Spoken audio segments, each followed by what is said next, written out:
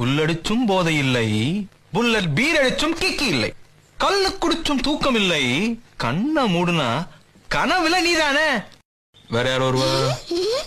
ஏ சூப்பர்ப்பா, நீ இந்த மாதிரி பேசுற பாத்தேப்பா. அண்ணன் அந்த பிளேட் பேசு.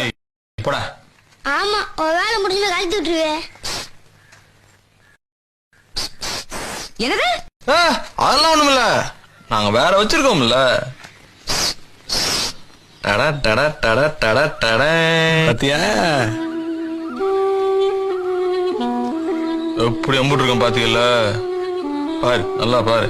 சூப்பரா இருக்க.